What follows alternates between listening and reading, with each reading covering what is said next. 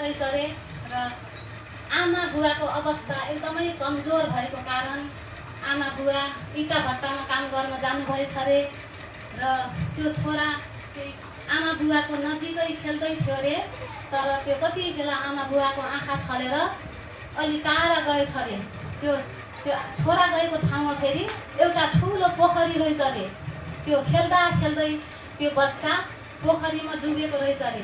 पोखरीमा डुबेर मरिहालेछ रे। आमा बुवाले खोज्दै जाने बेला त्यो पोखरीमा बच्चालाई डुबेर मरेको भेटाउनु भएछ रे। र त्यो बुवाले के भन्नुभएको छ थाहा छ? त्यो बुवाले के भन्नुभएछ रे भने त्यसले हातमा रोटी पकडेको रहेछ रे, गहुँको रोटी पकडेको रहेछ रे।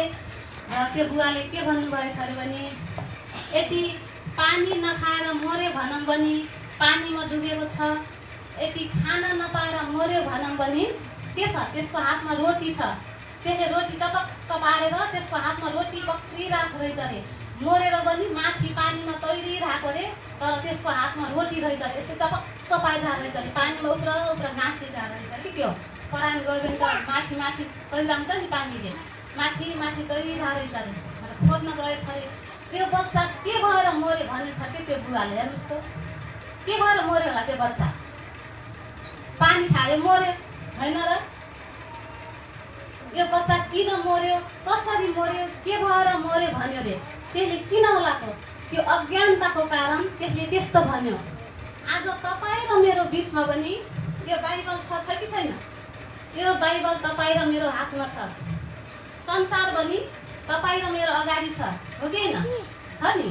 संसार पनि तपाईँ र मेरो अगाडि छ, वचन पनि तपाईँ र मेरो हातमा छ।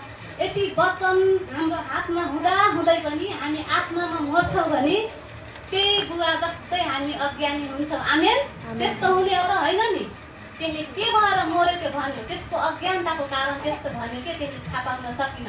यति पानी खान पाएन भने पानीमा डुब्या छ, यति रोटी खान पाएन भने रोटी हातमा पकडेको छ, के भएर मर्यो भन्यो त्यसले भन्यो।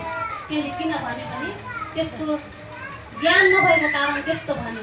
त्यसैले हाम्रो जीवनमा परमेश्वरले वचन दिनुभएको छ, व्यवस्था दिनुभएको छ, आज्ञाहरू दिनुभएको छ।